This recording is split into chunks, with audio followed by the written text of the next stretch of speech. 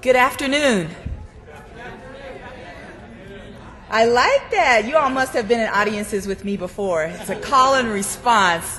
So it truly is a good afternoon, and so we want to welcome you and thank you for joining us. We waited a few minutes, so our apologies for those of you who were here right on time. There is a couple of competing events going on right now, one at the legislature, and so we know our audience might not be as we had thought, but we know there's lots of things going on, and we're just grateful that you're here. So again, welcome. My name is Jennifer Williams Moloch, and I serve as the Assistant Vice President for Equity and Diversity. And it is a pleasure to be here along with Deborah Daniels. I serve as the co-chair of Women's Week Committee. And what I'd like to do for 1 second, if you will allow me, is just to ask Deb, as well as the rest of the Women's Week Committee that are here, if you would just stand so that we could acknowledge you.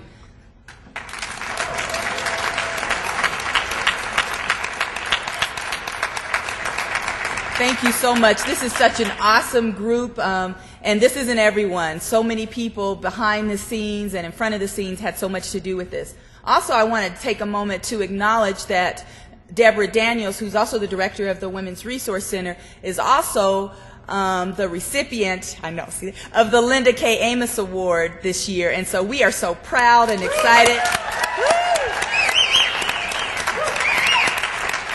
Thank you, Deb, for all you do, and I can't begin to thank you for the work that you've done on this committee for the last 2 years, so I appreciate you. Our theme this year, the full scope, magnifying women's health, is just a theme that really embodies who we are and the 7 domains of women's health. Throughout the week, you will have an opportunity to discuss, participate in, and reflect on women's health through the lenses of our Mothers of a Nation photo exhibit by Ainsley West, which is located in the Union Art Gallery, and it'll be there until March 31st. The black and white exhibit features Ugandan women living with HIV who have collectively united themselves through sustainable farming methods. Today you will meet, learn, and/or enhance your knowledge on the color and gender of health with our dynamic keynote speaker, Sheila Thorne. On tomorrow, you can focus your lenses on the annual Edie Coconut Lecture on the challenges and choices of women leaders here at the University of Utah. And then on tomorrow evening, you can relax and enjoy an evening of artistic performance with our In the Mirror monologues on beauty and myth. So looking at the stereotypes of beauty. I encourage you to come out for that event. We are going to have a good time. And then on Saturday, we've created a lens just for young women in grades 6 through 12 to participate in the Young Women's Health Conference. And also on Saturday, we'll be sharing with a panel and workshops exploring the 7 domains of women's health. Thus, you will have the full scope. Women have graced our planet since time began and have had an impact in every aspect of building this nation. March, along with every other day of the year, is a time to celebrate women. Women's History Month has been formally celebrated in the United States since 1978. As women and allies of women, we take this time to celebrate our past, our present, and our future, while always remembering and never forgetting the challenges and disparities we have experienced. I want to take a moment to recognize and thank those who have sponsored this week's events. In addition to the Office for Equity and Diversity, the Women's Resource Center, the Office of the Vice President for Student Affairs, ASUU Presenter's Office, University Marketing and Communications, and the Center of Excellence in Women's Health, and Chartwells. And lastly, I get the opportunity and the pleasure to introduce an amazing young woman who will in turn introduce our keynote speaker. A young woman who, taught by her parents at an early age that she would face barriers, because as a woman of color, and it was up to her whether or not she wanted to become a statistic or break through the barriers. She chose the latter. Nicole Garcia is a graduating senior, woo-woo,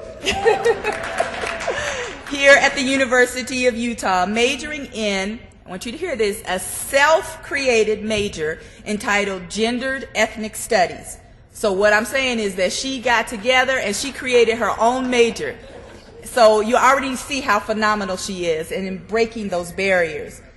Upon graduation, Nicole will leave us from the University of Utah, but she will continue her educational journey and move on to a graduate program as a PhD student in Chicana Studies at the University of California, Santa Barbara. Nicole says that she knows that a PhD in Chicano Studies will prepare her to succeed as a researcher and professor in higher education and share knowledge so that more students will rupture the systems of oppression. Without further ado, Nicole Garcia. Thank you so much.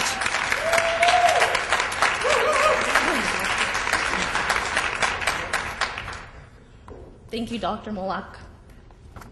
Okay, just this. I'm not as tall as they are, so. Keeps falling down. It's not cooperating. No. Might need your assistance. See what happens here. Try that. Thank you. Okay, can you hear me? Yes. All right, thank you. As I reflect on the theme of Women's Week, the full scope, magnifying women's health, and our theme today, the color and gender of health, I feel it is important to examine these issues in the context of the state of Utah so that you and I can more fully grasp the importance of Sheila Thorne's work in the healthcare realm. Sheila's work is all about how marginalized communities are silenced, and she teaches us to make those silences heard through listening. Please listen not only with your ears, but also with your heart to the story I'm about to tell you. The story of a resident of Bonnie, Utah. The story of Alma in her own words. Alma submitted her story to President Obama's website for healthcare reform, where you'll find it with thousands of others from all 50 states. My story is similar to those of many immigrant families in the United States. My mother and father moved to the U.S. so they could achieve enough success to get their children to new places their birth countries couldn't provide. My mother and father are the parents of 10 children. My parents' dream was one of entrepreneurship and small business. Healthcare benefits were never available to us via a stable job. My mom was diagnosed with type 2 diabetes. She goes to the doctor only when she is so sick she cannot get out of bed. Diabetes is a dangerous disease that, if not taken care of, can lead to the loss of limbs and/or life. Currently, she has pains in her bones and lumps in her arms that she cannot afford to get checked. The exams and procedures are too expensive for us to even consider. The one thing we are betting on is that I will finish my schooling, land a great job, and somehow make the cost of healthcare easier on her. I have gone all 22 years of my life without health insurance. I became ill with dung fever after a visit to my parents' home country, Guatemala. I was visiting with my best friend. When we got home, we both came down with severe fevers, the worst I've ever experienced. My best friend was able to see a doctor because she can afford health care. However, I had to go by her diagnosis and hope that I would also survive. I'm a poor college student, among other things, and I am barely scraping by to finish my education. I cannot afford health care, not only because its actual cost is too high, but also because it's so incredibly expensive to live. The only kind of health care I can afford is hope and faith in miracles. If health care were more accessible to my family and I, my faith would be much more secure, and I know that miracles still exist. It is stories like Alma's that are very common for communities of color, but not only communities of color. Similar stories are in communities of the elderly, people who identify as LGBTQ, the homeless, and many more. Fortunately, we do have strong advocates who are making a difference in helping marginalized communities maximize resources. Sheila Thorne has spent almost 3 decades designing and implementing health marketing, health education, diversity among marginalized groups' healthcare needs, media outreach to marginalized communities, cultural competency for healthcare providers, as well as leadership training and communication campaigns for racially, ethnically, and linguistically diverse populations and the healthcare professionals who treat them. Currently, Sheila is in charge of her own firm of multicultural, multilingual marketing and health education professionals. Thorne is committed to her community and to the elimination of racial and ethnic disparities. She has been active in several national organizations. Specifically, she was the president of the Coalition of 100 Black Women chapter in Manhattan. This coalition began in New York in 1970 in an effort to continue the successful implementation of socioeconomic and political strategies that began in the mid-1960s. The Coalition of 100 Black Women was chartered as a national nonprofit organization in 1981. There are over 63 chapters nationwide. Their mission statement promotes 5 main qualities.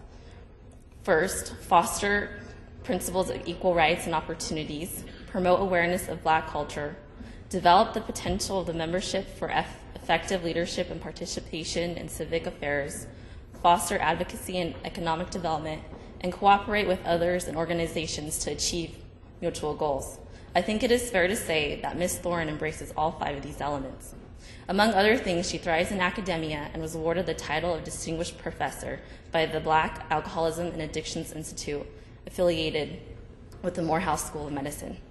She is also the 1999 recipient of the National Black Leadership Initiative on Cancer Unsung Heroes Award for her innovative marketing strategies to reach communities of color. And I'd also like to mention that I spoke with her assistant yesterday, and she told me to research this, and the Unsung Heroes is really about people who go in the community and who are behind the scenes and really have an active effort in helping marginalized communities. And so I know that she's really proud of this award, and I really wanted to highlight that. So it is my honor to introduce a dynamic woman who fights for what she believes in and has achieved much success. Please help me welcome Ms. Sheila Thorne.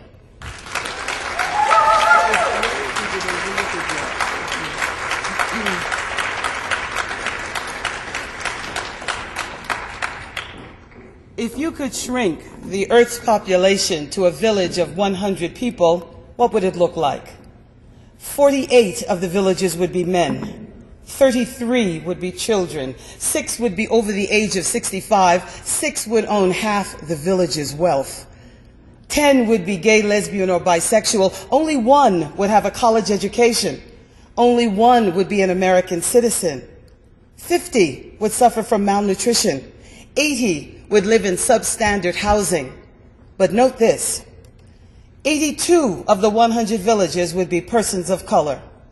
60 of those 82 would be Asian. Only 8 would speak English, and 52 would be women. So if we look at the global village, the groups that we call minorities in this country have never been minorities. They have been called minorities for the first time when they come to this country. And I would be careful about using that term, because minority has come to be synonymous with poor, uneducated, illiterate, unsophisticated, homicidal, suicidal, all those bad things. I'd rather call these groups what they are: people of African, Hispanic, Latino, Asian, or Native American descent. I did a program in Harlem, and I had a group of seniors. I call them my Gray Panthers. And one of the ladies came up to me and she said, "Who are these minorities? I am nobody's minority." So clearly, when you use that term, we certainly understand what you mean, but we want to be clear that these groups are now the emerging majorities in America. And in fact, in some cities, they are the new mainstream. So in addition to all of the diversity in America, the complexion of America is changing. It's getting darker. And it's never going back the way it was before. So as a nation, as a country, we should revel in our diversity. We should see it as one of our greatest strengths, but it also happens to be one of our greatest challenges. How to deal with diversity, especially when it comes to health. Well, there are about 6 billion people on this globe, and 52% of them are women. A force to contend with, a formidable group. And clearly, we need to, this week, understand, appreciate, commend, celebrate, applaud, and experience the joy and the beauty of womanhood.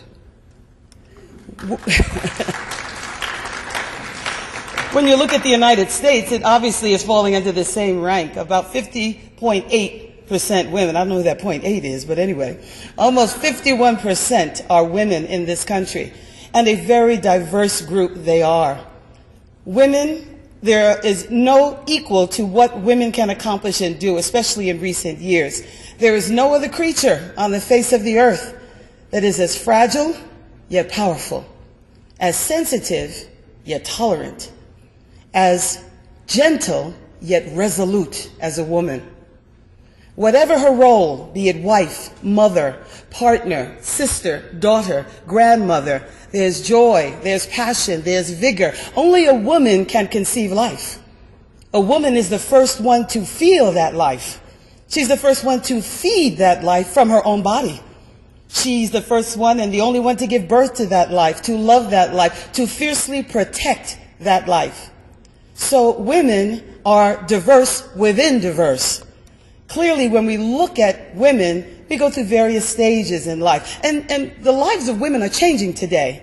Women are having fewer children. Some are electing to have no children. Many are working well beyond the so-called age of retirement. Some by necessity, some by choice. So women clearly are the architects of society, the mothers of the world. They clearly are the ones that are setting the stage for our future. And as much as we can, today, this week, now and forever, we must celebrate the color and gender of women. Clearly, when you look at what women have accomplished today, it's been amazing. Were you among those who had the shouts of cheer when Sonia Sotomayor, the first Latino, was appointed to the United States Supreme Court, a Chief Justice? Who would have thunk? And then where were you when Dr. Regina Benjamin, an African-American family physician from Alabama, was sworn in as the 18th Surgeon General of the United States? Clearly, women are taking their place in society. Some are opting to stay in corporate America, in academia. Well, let's take a look at that. In 2001, there were 5 women CEOs of Fortune 500 companies. In 2004, there were 10. In 2007, there were 12. And by the end of 2009, there were 15 women who were running Fortune 500 companies in America. 3 of them were women of color. Ursula Burns heads up Xerox Corporation. Sister Nuyi heads up PepsiCo. Andrea Jung runs the Avon Corporation. Clearly, it felt good to be a woman in those days. Obviously, celebrating women means you're going to appreciate all of the facets that women have. But the question is, where are we with health? Where do we stand in terms of the status of our health, clinical outcomes? Where do we really put our emphasis? Clearly, making up the corporate ladder, earning money, having prominence in the community is important, but what about health? Because health is everything. My mama told me that. When you have your health, you have everything. If you don't have your health, you can't do much. You can't function. You can't be a productive wife, a mother, or in the community. So if that's not number one, it should be. Obviously, knowing how your bodies work, knowing when it doesn't work, knowing what the signals are to show you that you're in trouble and where you need to go to get help. When's the last time you had your blood pressure checked?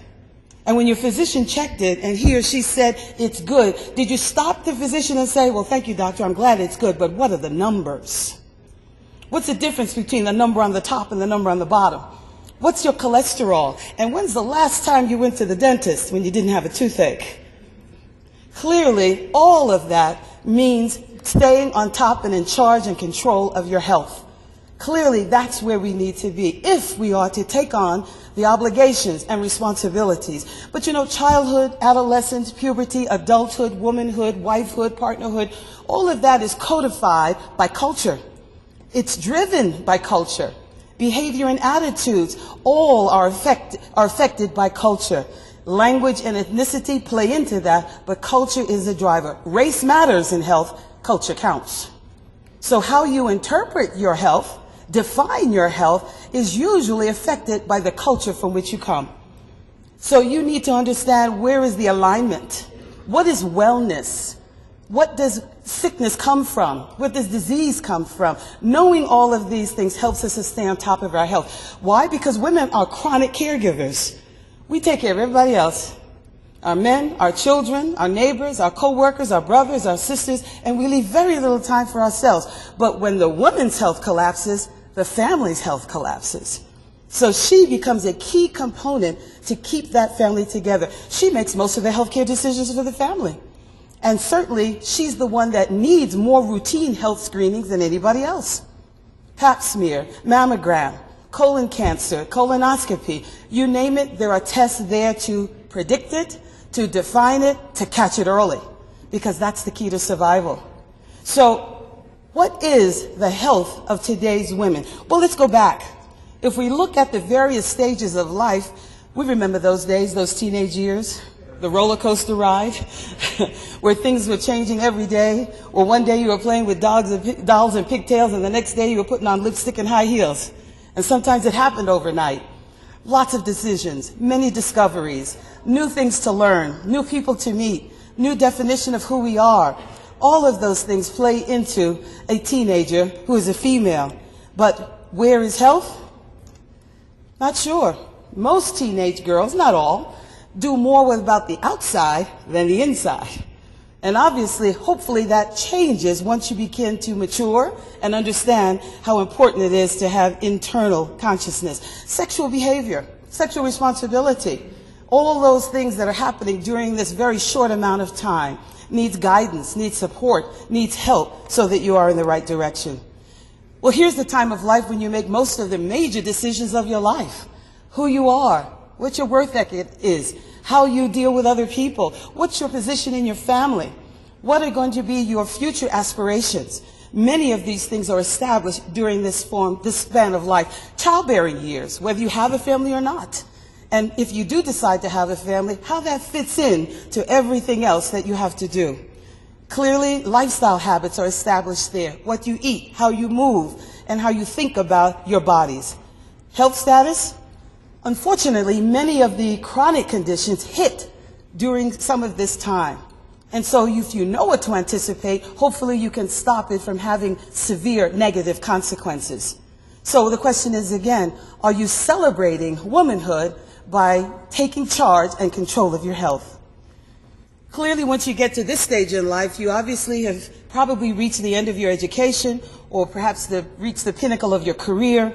Your family is well on its way. Maybe children are grown. Maybe you're an empty nester. This is also the sandwich generation, taking care of children and elderly relatives at the same time, and sometimes in the same house.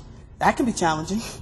So obviously, your health then becomes very important because you're the glue that keeps the family together. Significant relationships are established, some that you'll have for a lifetime, and also physical changes towards the middle or the end of this phase with menopause and what that brings into the picture, how that alters your perception of self as well as others' perception of you. Health status? Most of what we see today in women with diabetes, hypertension, cancer fall into this category or life phase. However, if you've been taking care of your health as a teenager and from the 20 to 40 span, you're more than likely going to have an easier time of it during this span. It's cumulative in impact, synergistic in effect in terms of your health. Well, here's the time when you think you're going to have the opportunity to do everything you ever dreamed of. You have all the time to do it, all the freedom to do it, and maybe take on a second career or maybe a second family. The opportunities are endless. So if you wish to enjoy the freedom of this time frame, you have to have been diligent, vigilant about your health up to this point. Physical changes may occur, maybe not as much stamina and energy as you used to have, maybe not the mental acuity you may have had as a younger woman, but clearly still on top of things, still working towards making whatever contribution you can to your family and to society. Retirement may be in the offing. Bereavement may also be a part of the process, since at this age, many of your family members, colleagues, maybe even your spouse have left. That creates changes. So clearly, the phases of a woman's life are opportunities to take charge and control of your health. I read something once that said women go through 4 phases. 1, believing in Santa Claus. 2, not believing in Santa Claus. 3, being Santa Claus. And unfortunately, looking like Santa Claus. So clearly, the phases that you go through are only as good as you make them.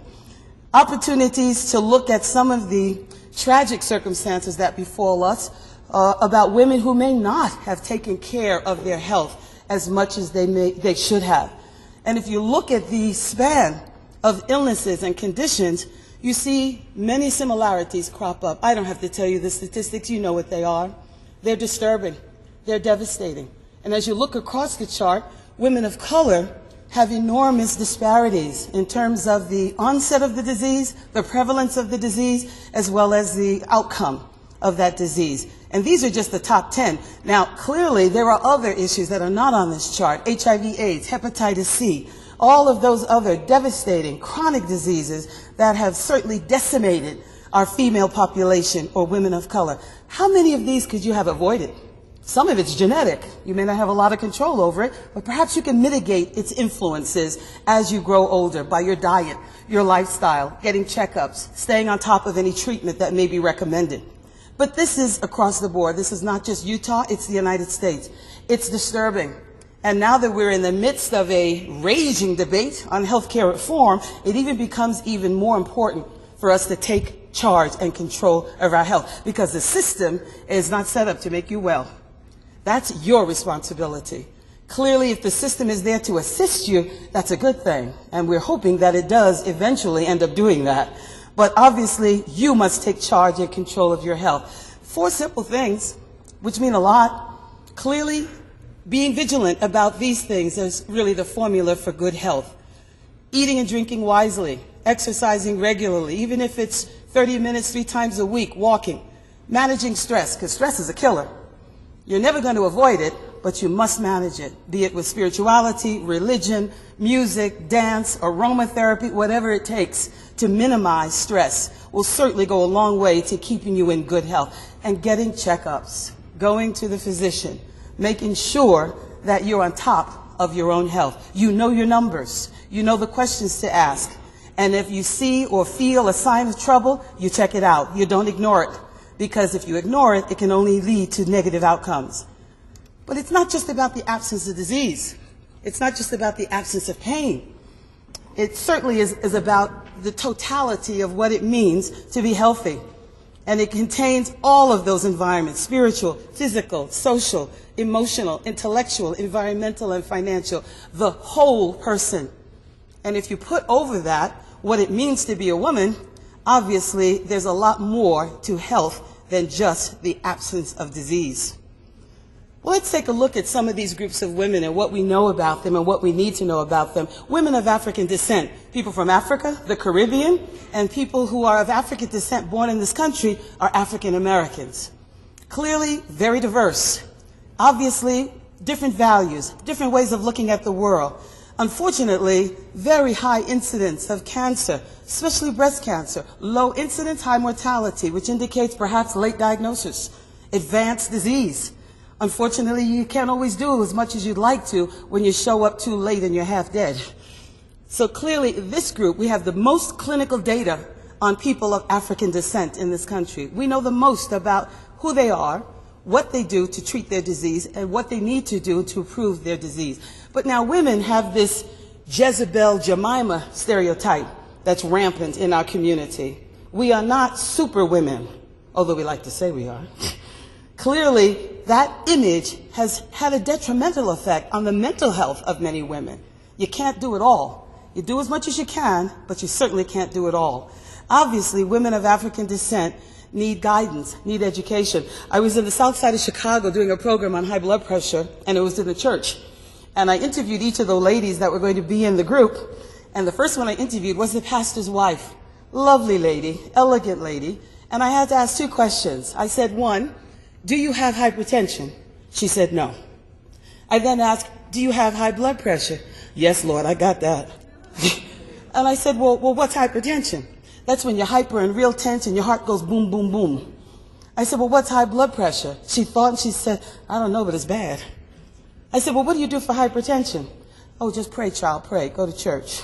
Get your hair done, your nails done, you'll be all right. What do you do for high blood pressure? She thought for a moment and she said, garlic and celery juice. So clearly she knew that it was a dangerous condition, but what she may need to know more about is how to treat it. Because chronic malignant hypertension needs a little bit more than celery juice and garlic. So clearly understanding those dynamics is very important.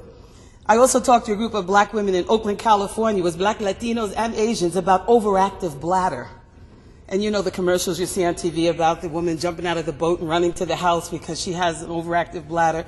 I said, ladies, how serious is overactive bladder to you in your life? They kind of looked at each other and they finally said, oh, baby, you just get Depend, you'll be all right.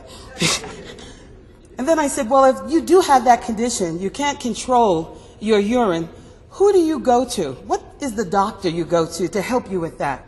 They thought for a minute, and then the 79-year-old woman in the group said, you go straight to the urinologist. So obviously, the community has some information, but not as much as they might need. Well, women of Hispanic descent, extremely diverse community. Our lovely lady who introduced me herself has a mixture of diverse Hispanic segments in her family. I worked on a program in Los Angeles with White Memorial Hospital on diabetes for the Latino population. The certified diabetes educator was from Guatemala, the physician was from Cuba, and the nurse practitioner who dealt with dietitian and nutrition issues was from Ecuador. And they were serving a Mexican population. Extremely diverse. Same language, similar culture, different values, different definition of health. Unfortunately, with the Hispanic community, it's only been since 1980 that Hispanic is a designation on a death certificate. So we don't have a lot of mortality data about the Hispanic Latino community. And as far as the government is concerned, the data drives the dollars. So if there's no data, there's very little money put forth to address the issue, to study it, to figure out how to change it. Well, when you're in these communities and you hear that, people think it's deliberate. So how do we get from benign neglect to a moral imperative about healthcare reform? That's where we need to be. It's not only do it right. Because quality, affordable, accessible healthcare is not a privilege, it's a civil right. Women of Asian descent, extremely diverse. Thai, Vietnamese, Filipino, Chinese, Japanese, Hmong, all of these groups who are called from an Asian heritage perspective.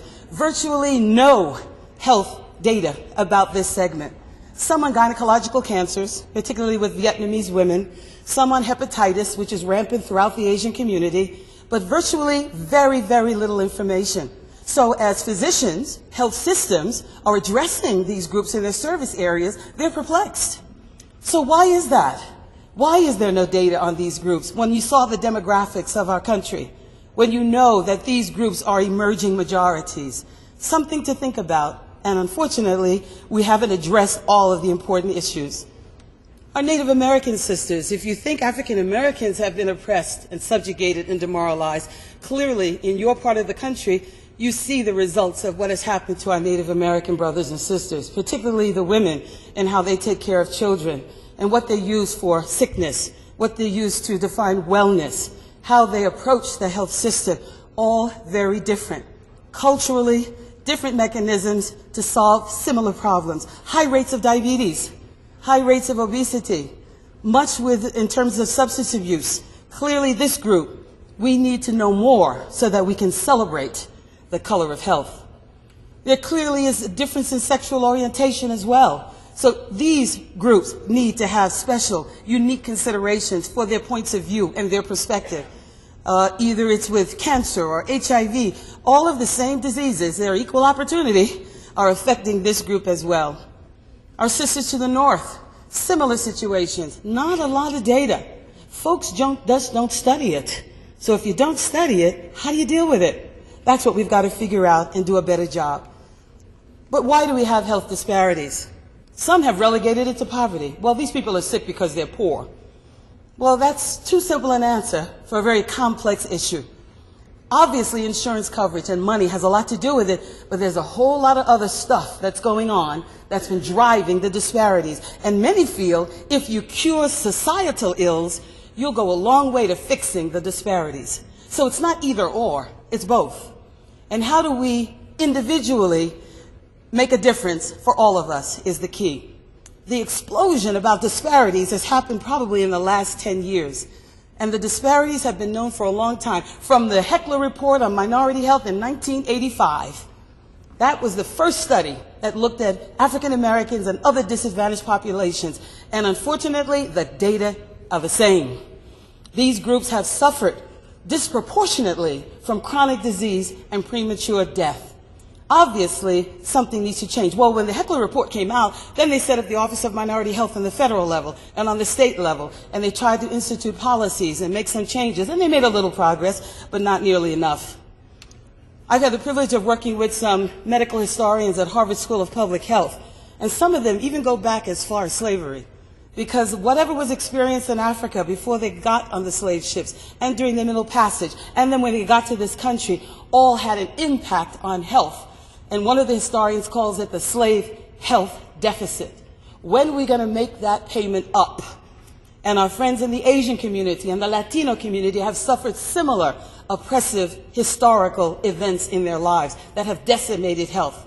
Obviously, we need to address it. If you don't know where you've been, you cannot know where you're going in terms of eliminating the disparities. Infant mortality is often a measure of the status of health of a people.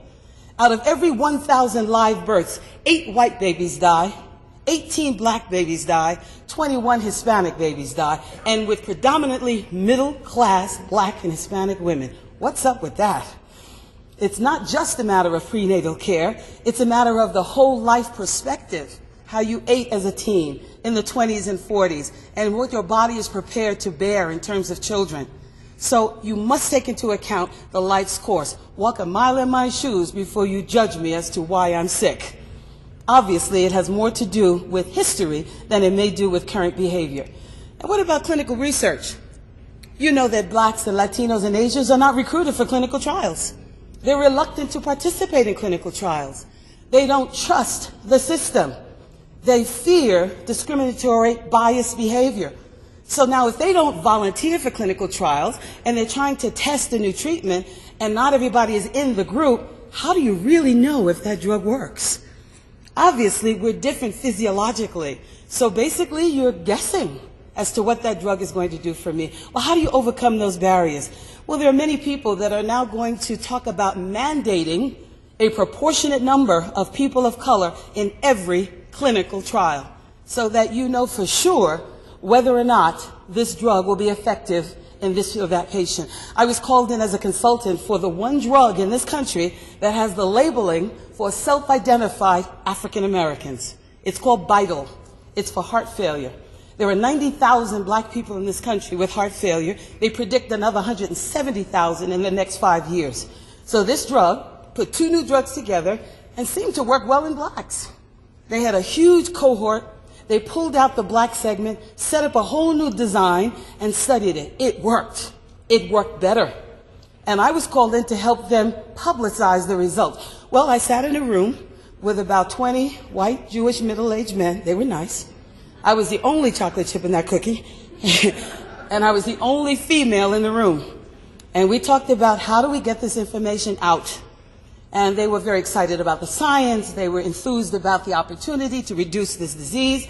And I had to give them a reality check. I said, be very careful. Is the country ready for race-based medicine? Are we really sure that we all bleed red blood and we're all the same? And now you're telling me that this drug works differently in me? How can you make that acceptable and palatable for the community? We talked about it, and then we spent 45 minutes trying to decide whether to put on the label black or African American. It was surreal. We finally decided on self-identified African Americans, okay? Because clearly, I have friends that look like Joe, who are African American. I have friends of my complexion who are Latino. So you can't go by physical characteristics. So I go into a doctor. I look like Joe. I have heart failure. He doesn't know I'm black. Is he going to give me that drug? How's he going to find out? It opens a Pandora's box. It is good science. It certainly is the way medicine is going. But we have to be very careful about how we place it. When that drug was announced to the public, the New York Times headline was racial health profiling. Negative. When it made a lot of money, the company has now gone under. So race discrimination has a lot to do with treatment for health. This is probably the metaphor for why people of color do not volunteer, women included, in clinical trials. The Tuskegee syphilis experiment, how many of you have heard of that? Probably the most egregious form of medical research in this country gone very, very wrong. The vestiges of Tuskegee persist. I travel around the country. I'm on the road 150 days a year. I do focus groups. I talk to leaders in community. I talk to professionals.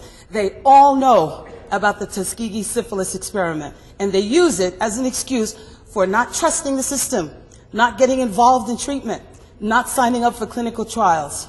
Understandable, but clearly devastating in terms of the quality of biomedical research.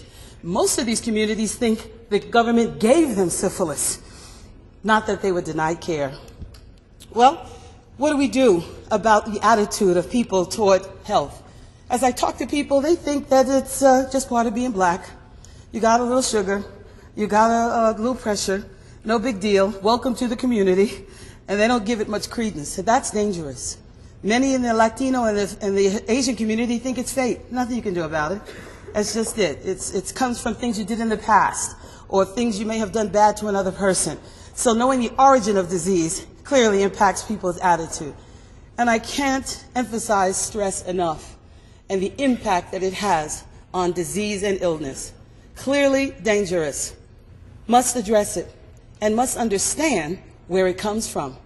Clearly, if you are not of color, you may think this has all been taken care of. It has not. When it says daily and unending, it's not an exaggeration. Obviously, subliminally, it affects people. This is what started the whole dialogue on disparities. Dr. Shulman did a study, and he was brave enough to ask a question that everybody was afraid to ask. Does sex and race make a difference in a doctor's clinical decision-making? He took video discs to medical meetings. He interviewed 700 doctors, both presenting with the same symptoms. He had black men, black women, white men, and white women. And when it came time on the test to say, which patients would you refer for more advanced therapy? Blacks and women were 40% less likely to be referred for more advanced care. And when he went back to the doctor, he says, well, why did you do that? Oh, well, we didn't think they'd understand. And we thought that they probably wouldn't eat right and do the right thing, so why waste this real high-tech, expensive diagnostic care? Devastating. Obviously, that started the ball rolling. Since then, the government has stepped up the heat on all of its agendas for national health. You've heard of Healthy People 2010. I sat on the Surgeon General, Dr. Satcher's committee, and we talked about strategies, best practices, things that will work. We're now looking at 2020. Justice and equity in healthcare. We've made some progress, but not nearly enough. Then came the study that the government commissioned because they couldn't have believed Shulman's study. That can't be. Doctors that are not doing the right thing? Come on now. These are basically humanitarians. 18 months, they studied it. Very eclectic group. They had some public meetings I attended at the Institute of Medicine, and they were forced to conclude, that's the word the book uses, forced to conclude that women and people of color receive less than optimal care in this country. Pervasive, persistent, variety of diseases, variety of settings. We got a problem. Well, after that, the government said, well, okay, well, maybe we tested the wrong people. We asked the wrong ones. Let's do another study. So they did the ARC report, and there's been one every year since then, but the results are the same. Minorities and women, less than optimal care. So, is that celebrating color and gender of health? No, just the opposite. How do these groups feel when they go in for health care? Clearly, these groups do access the system, but they're a little bit wired before they go in. Is he or she really going to give me the best care? Am I going to find out the most optimal treatment for this disease? Am I going to get the best drug? And are you going to take the most time with me? These groups don't think they get the right care because of race. Well, two groups feel more likely they're going to be treated with disrespect. That's unfortunate. That's even before you talk to the doctor. Get into the exam room. the receptionist, whoever you meet and touch in that healthcare facility, by the time you get to the doctor, you're usually mad as hell by the way you were treated. Obviously, that has an impact on health. What about trust? How much of the time do you think you can trust doctors and other healthcare providers? Look at the numbers. Over 67% of whites say they can trust, 54% of blacks, 50% are Latino. Why? The erosion of trust in our systems, in our institutions, has infected health. So what does that mean? You must take charge and control of your health. Well, does that mean that I need a black doctor to get the best care? Not necessarily, because even if I wanted a black doctor with these numbers, I probably couldn't get one. So clearly, this is the movement. This is the train that's barreling across the country. Cultural competence, not sensitivity, because all that means is you know not to use the N-word. Cultural competence means you acknowledge the difference, you address it, and you try to make a change. It's not just the doctor's fault, it's a systemic situation. So you have to understand the dynamics of cultural competence. I train physicians in terms of cultural competence in a disease-specific way. Blacks with hypertension, Latinos with diabetes, Asians with cancer. How does that interact? It is rampant in the community. 8 states are now requiring that a physician have cultural competency training to get a license. And it's going, can I hear an amen? And it's continuing to grow. Pharmacists, nurses, nurse practitioners, all allied health professionals. Cultural competence. Do you have to know about every single culture? No, you can't. It's not feasible. It's not necessary. But what about the ones you serve in your community? Who's in your neighborhood? Who's going to walk in your office or your clinic or your long-term care facility? You need to know about them. Obviously, even from an accreditation perspective, it's the law. There is now a standard of cultural competence for hospitals, clinics, and other facilities. If you don't meet it, you don't get money. You don't get accredited. It is changing and revolutionizing, transforming healthcare delivery. Why? Because people are realizing you have to celebrate health, celebrate the color and gender of health. So where are you on this continuum? Are you in the cultural destructiveness group that denies ethnicity, doesn't want to acknowledge it, and may even try to tear it down? I hope not. Incapacity. Have you had a homogeneous existence? You've only been with white people or black people or Latino people. You've never ventured beyond your group. That's all you know. That's not an indictment. You may find it very difficult to know what it's like for me to live in my skin.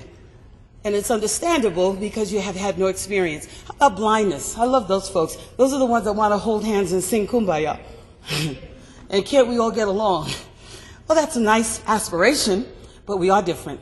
And that difference doesn't mean bad, it's just different. Openness is having a meeting like this, devoting a week to culture and gender and ethnicity and color in health. 10 years ago, it would never happen. Well, what can healthcare reform mean for women and women of color? Well, think about it. We use healthcare systems more. We need the services more, much earlier. But the problem is we usually have insurance through our husbands. And when that stops, your health may have an effect. Well, we have higher rates of chronic illness. We have very specific reproductive needs. So if you fix women's health in this country in terms of reform, you've probably helped everybody else. Something to think about. And those are the dialogue that I hear in Washington, D.C. Because here's the reality. Before the middle of the century, there will be no racial or ethnic majority in this country. And it's barreling across the country. Gary, Indiana is 84% black. Miami is 69% Latino. California is the first minority-majority state. Clearly, if you don't deal with race and ethnicity, you have missed an important component in celebrating the color and gender of health. Well, quite frankly, if you really want to talk about difference, this is the reality. The Human Genome Project proved that we are 99.9% the same genes. And technically, we're all Africans. You can just imagine when I gave this to a group of physicians at Mass General Hospital, they all fall off their chair.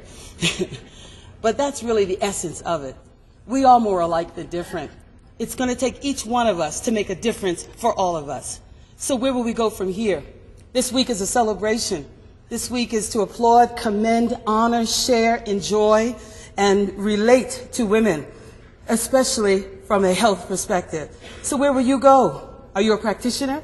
Are you a teacher, a professor? Will you include a multicultural perspective in your dissertations, in your discussions, in your lectures? If you don't, you're missing an important component in American society. Good health is what we all want to attain. Without it, we can't do much. But it is a process. It's a journey.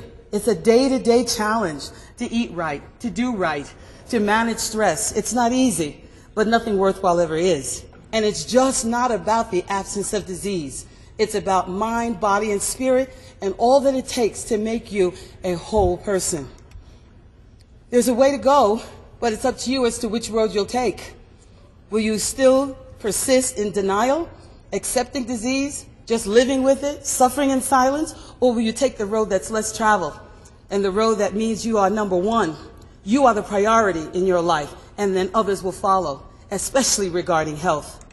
And if you are a practitioner, what will your stance be from this day forward? Clearly, cultural competence is a movement. It's running well, but there are many naysayers. There are many of those who resist it. But clearly, we hope that you'll be a trailblazer. You'll be a catalyst for change. You'll step up to the plate regardless of your ethnicity and champion diversity. When I think back as a child, I think about the crayons I used to play with as a young girl. And obviously, you see the various colors. But I was always confused by that beigey pink crayon they call flesh colored. I didn't quite know who that color was for. It wasn't for me. But the company that makes these crayons, it's an Australian firm named Binney and Smith. And in 1990, they took that crayon out of the box. They now have a line of crayons in this box called Skin Tones, and it goes from apricot to ebony. So I'm in the box now. So if a crayon company could adapt to diversity, how much more so should healthcare professionals? How much more so should women in all their beauty, in all their various colors, be in charge and control of their own health? It's important. 10 years ago, when you pressed 411 on the phone, you would not have heard para español o puyo menudo dos. You hear it now. When you're on a plane going from one city to another, the safety instructions are in multiple languages. It used to be just in Europe. Now it's in this country. So that's the color of health, the gender of health. What is your acceptance? What is your feeling about those who have perhaps a different view of sexual orientation or choices or preferences? Do you celebrate them as well to make sure that everyone has value, everyone has importance, everyone can contribute to society? So we are here to celebrate the color and gender of health. It has been my privilege to travel around the country and talk to different groups about their health, to hopefully educate, empower, and to learn how to celebrate it every day, not just on a certain day, but every day. Because as I was coming here by plane, as I talked to Deborah and her colleagues this morning at breakfast, and I reflected upon your week and your activities, I concluded one thing: it feels good to be a woman. Thank you.